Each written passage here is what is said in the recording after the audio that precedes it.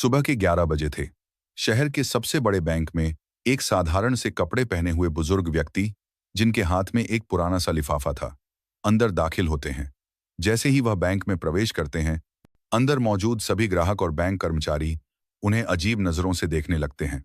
इस बुजुर्ग व्यक्ति का नाम था चरण दास।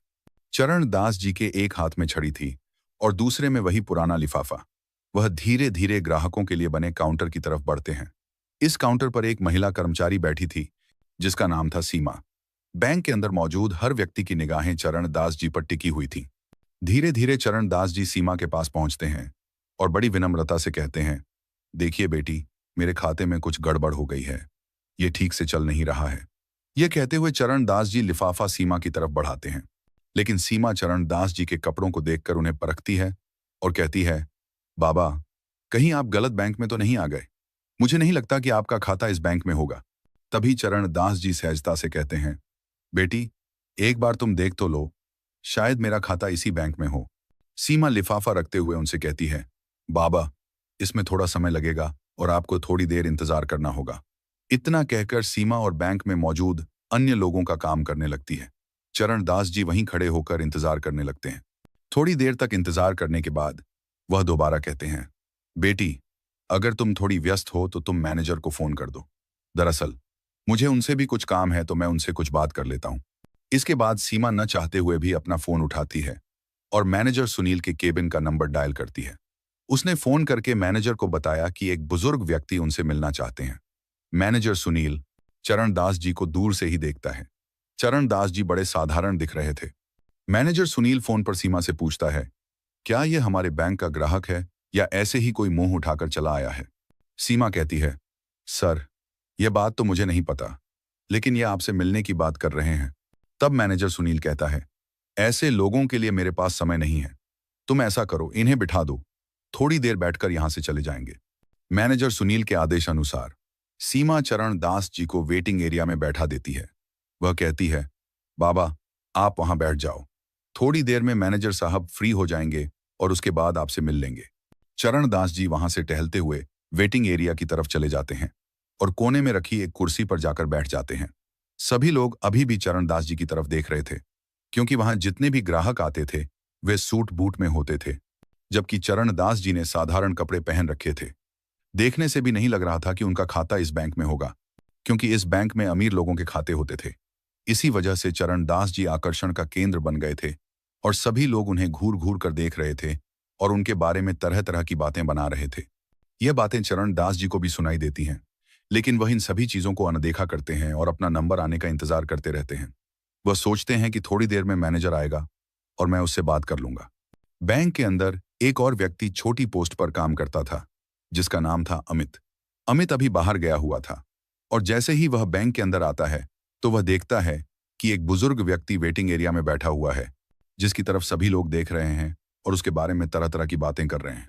कोई उसे भिखारी कह रहा है तो कोई कह रहा है कि इस बैंक में तो इसका खाता हो ही नहीं सकता और ये यहाँ कैसे आ गया, ऐसे लोगों को इन लोगों ने क्यों बैठा रखा है। इस तरह की बातें उनके बारे में चल रही थी। अमित ये सभी बातें सुन लेता है।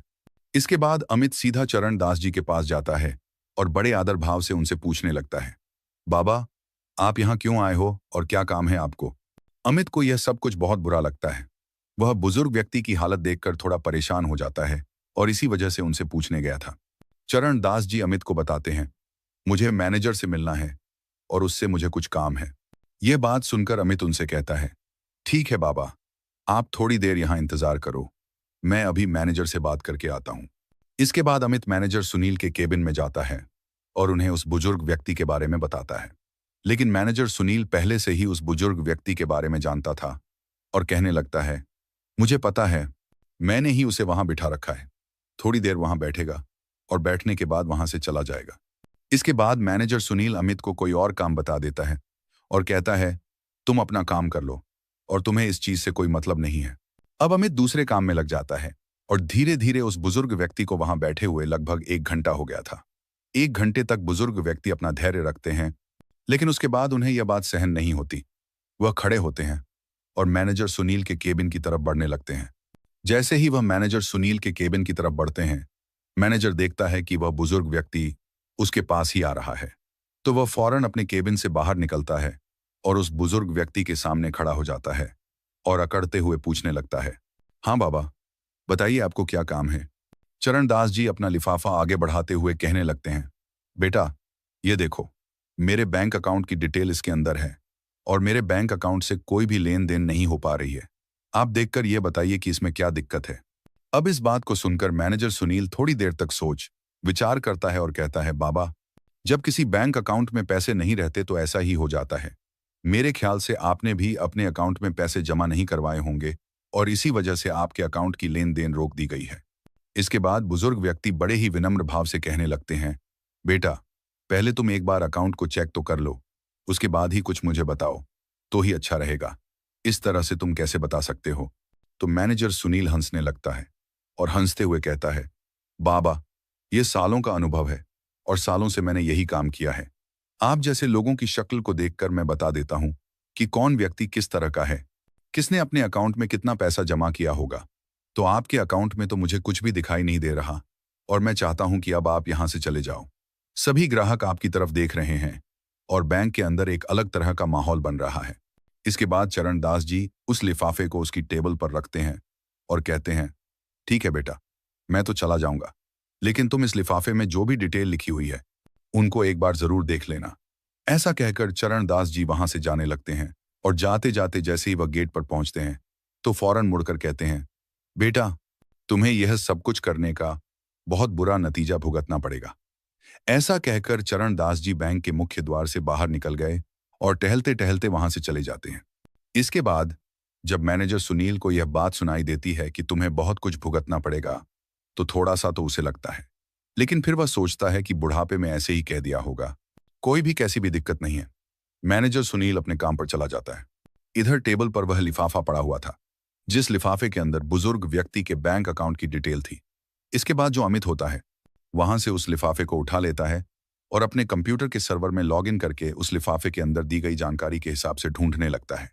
ढूंढने के बाद जब पुराना रिकॉर्ड खंगाला जाता है तो उसे पता चलता है कि यह जो व्यक्ति यहां पर आया था यह इस बैंक का एक तरह से मालिक ही है, क्योंकि इस बैंक के 60% शेयर इनके पास ही हैं। अब इस बात को सुनकर वह बड़ा ही हैरान होता है और भी अच्छी तरह से उस डिटेल को पढ़ने लगता है। तो डिटेल को पढ़ने के बाद वह पूरी तरह से कंफर्म हो जाता है कि यह इस बैंक के मालिक ही हैं। इसके बाद अमित उस रिपोर्ट की कॉपी निकालता है और कॉपी निकालकर बैंक मैनेजर सुनील के पास जाने लगता है। बैंक मैनेजर सुनील अपने केबिन में किसी अमीर ग्राहक से बात कर रहे थे और उन्हें तरह तरह की स्कीमें बता रहे थे। इसके बाद अमित में आई कम इन करके केबिन के अंदर आने लगता है। बैंक मैनेजर सुनील उसे इशारा करता है और इशारे से पूछने लगता है कि किस लिए तुम यहां पर आए हो।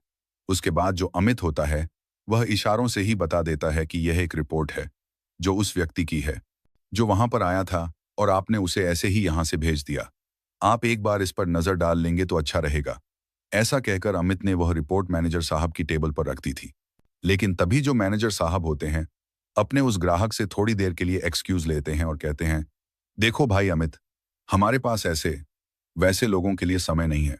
इसके बाद अमित बड़े आदर भाव से मैनेजर साहब से कहने लगता है, अगर आप इसको एक बार देख लें तो बड़ा ही अच्छा रहेगा। लेकिन जो मैनेजर सुनील है वह उस रिपोर्ट को आगे की तरफ सरकाते हुए कहता है, मुझे इसको नहीं देखना और मुझे ऐसे ग्राहकों में कोई भी दिलचस्पी नहीं है।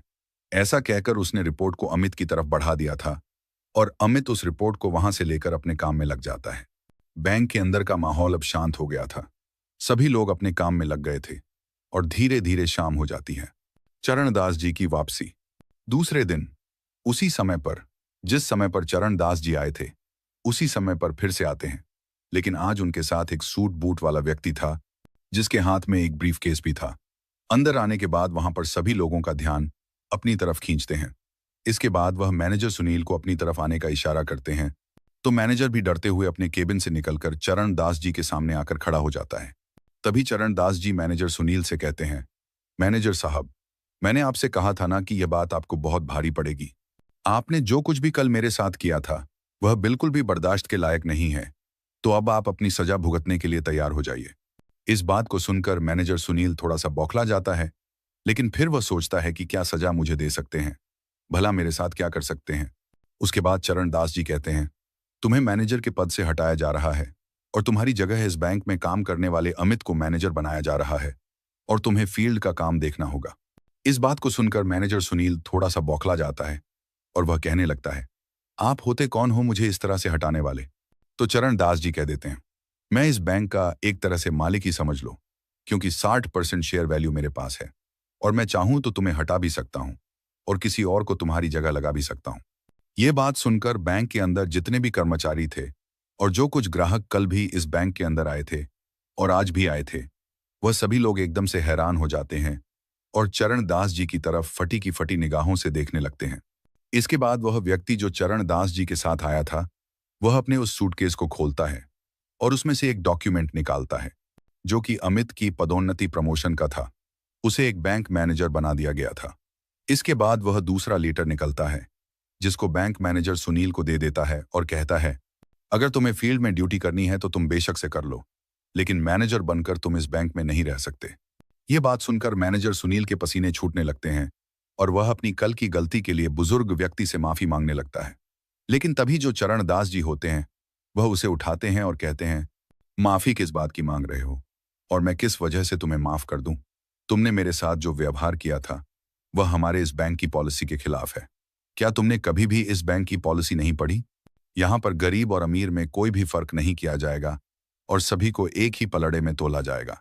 दरअसल इस बैंक की स्थापना चरण दास जी ने ही की थी और उन्होंने यह बात पहले ही घोषित कर दी थी कि इस बैंक के अंदर किसी को भी गरीब नहीं समझा जाएगा और ना ही किसी को ज्यादा अमीर समझा जाएगा।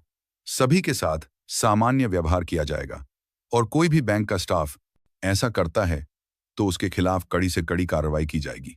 तो चरण दास जी कहते हैं, वह तो मैं तुम पर रहम कर रहा हूं कि तुम्हें काम करने योग्य छोड़ रहा हूं, वरना मैं चाहूं तो तुझे यहां से हटा भी सकता हूं। जो तुमने मेरे साथ किया है वह बिल्कुल भी किसी के साथ नहीं होना चाहिए। तुम्हारे बैंक में काम करने वाला अमित, जिसके हाथ में कुछ भी नहीं था, लेकिन फिर भी उसने मुझसे आकर पूछा और मेरे लिए कुछ करना चाहा, तो इस पोस्ट के लिए वह असली हकदार है, ताकि वह ग्राहकों को अच्छी तरह से समझ सके और उनके कपड़ों को देखकर उनको जज ना कर सके। ऐसा कहकर चरण दास जी सीमा को बुलाते हैं और सीमा को भी इस बात के बारे में फटकार लगाते हैं। कहते हैं, मैं पहली गलती समझकर तुम्हारी इसे माफ कर रहा हूं, लेकिन बैंक के अंदर कोई भी व्यक्ति अगर आए तो उसको उसके कपड़ों से जज नहीं करना है, उसके बारे में तसल्ली से देखना चाहिए। अगर तुम मुझे पहले ही संभाल लेती तो इस मैनेजर के पास मुझे नहीं जाना पड़ता और मुझे और ज्यादा अपमान का सामना नहीं करना पड़ता। इसके बाद सीमा हाथ जोड़ने लगती है और उनसे माफी मांगने लगती है। कहती है, बाबूजी मुझे माफ कर दो, मुझसे बहुत बड़ी गलती हो गई और आगे से आपको ऐसा कुछ भी देखने को नहीं मिलेगा। इसके बाद चरण दास जी वहां से उस व्यक्ति के साथ वापस जाने लगते हैं और सभी लोगों से कहकर गए थे कि अमित से बहुत कुछ तुम्हें सीखने की जरूरत है और इससे जितना हो सके उतना सीख लीजिए, तुम्हारे लिए अच्छा होगा। अब मैं बीच बीच में यहाँ पर किसी ना किसी को भेजता रहूंगा जो तुम्हारी इन हरकतों के बारे में अच्छी तरह से मुझे रिपोर्ट दे सके। ऐसा कहकर चरण दास जी वहां से चले गए और बैंक का पूरा स्टाफ इस बारे में बात करने लगता है और सोचता है कि अब अच्छी तरह से काम करना होगा, कहीं अगली बार उनका नंबर ना आ जाए। इस बात को सोचकर पूरा बैंक सुधर जाता है और सभी लोग अच्छी तरह से उस बैंक के अंदर काम करने लगते हैं। चरण दास जी का यह कारनामा चारों तरफ फैल गया था और सभी लोग उस बैंक की बड़ाई करने लगते हैं और कहते हैं कि मालिक हो तो ऐसा हो, वरना बेशक से ना हो, क्योंकि ज्यादा मालिक अपने बैंक को खोलकर चले जाते हैं। फिर चाहे पीछे से मैनेजर किस तरह का काम करे या पीछे से कोई भी कर्मचारी कैसा भी काम करे, उन्हें इस चीज से कोई भी मतलब नहीं होता है। लेकिन चरण दास जी ने अपने मालिक होने का पूरा कर्तव्य निभाया और उस बैंक के कर्मचारियों को एक अच्छा सबक सिखाया। चरण दास जी के बारे में आपकी क्या राय है और अमित के बारे में आप क्या कहना चाहेंगे? अपनी राय कमेंट बॉक्स में लिख सकते हैं और लोगों के साथ साझा कर सकते हैं। अगर आपको वीडियो अच्छी लगी तो वीडियो को लाइक और चैनल को सब्सक्राइब जरूर करें, ताकि हमें थोड़ा सा हौसला मिले आप लोगों के लिए ऐसे ही अच्छे अच्छे वीडियो बनाने के लिए। इन कहानियों को सुनाने का उद्देश्य किसी को परेशान करना बिल्कुल भी नहीं है। यह कहानी आपको इसलिए सुनाई जाती है ताकि आप लोग इन कहानियों में से कुछ ना कुछ सीख सको और अपने जीवन में उस चीज को लागू कर सको। मिलते हैं किसी अगली वीडियो में नए टॉपिक के साथ। तब तक के लिए जय हिंद, जय भारत। आप सभी का बहुत बहुत धन्यवाद।